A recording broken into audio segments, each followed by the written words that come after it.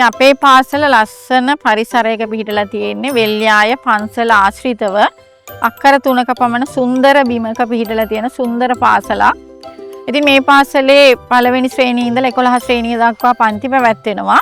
අපේ පාසලේ බොහොමයක් දරුවෝ අඩු ආදායම්ලාභී පවුල් වලින් එන දරුවෝ ඉන්නේ. අපේ පාසලේ දරුවන්ට සතුටින් ඉගෙන ගන්න තියෙන අවස්ථාවේ ගැටලුකාරී තත්ත්වයන් දරුවන්ට මුහුණ පාන්න සිද්ධ වෙලා තියෙනවා. පවුල් පරිසරය සහ ආර්ථික ගැටලු නිසා. ඉතින් මේ ගැටලුකාරී තත්ත්වයන් අපේ දරුවන්ට මානසික සෞඛ්‍ය අයහපත් වෙන්න බලපාලා තියෙනවා. ඉතින් අපි කල්පනා කරා මෙන්න මේ ගැටලු වලට මේ දරුවන්ට විසඳුමක් විදියට කාටවත් කියන්න බැරි ගැටලු මාව දැනුවත් වෙන්න මම AIS සුවපාසල් ව්‍යාපෘතිය හරහා ඉන්බොක්ස් කියලා ව්‍යාපෘතියක් පටන් ගත්තා. ඒකෙදි දෙමාපියන්ටවත් වෙන කිසිවෙකුටත් කියන්න බැරි ගැටලුකාරී තත්ත්වයන් තියෙනවා නම් මගතොටේ පාසලේ ගෙදර කියන්න බැරි දෙයක් තියෙනවා නම් ලියලා මෙන්න මේ බොක්ස් එකට දාන්න කියලා අපි දැනුවත් කරලා තියෙන එක කරන්නේ උදෑසන රැස්වීමේදී.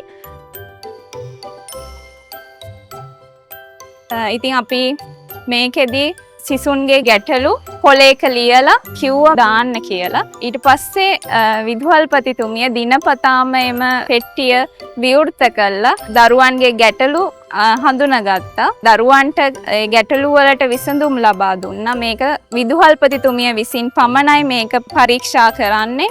ඉතින් දැන් බොහෝ දුරට අපේ පාසලේ දරුවන්ගේ ගැටලු වලට විසඳුමක් ලැබිලා තියෙනවා. මේ නිසා දරුවෝ ඉගෙනුම් කටයුතු වල හොඳින් නිරත වෙනවා. පාසල ඔවුන්ට සතුටුදායක ස්ථානයක් විදියට දැන් පවත්වාගෙන යන්න පුළුවන්කම අපිට මේ ව්‍යාපෘතිය හරහා ලැබුණා.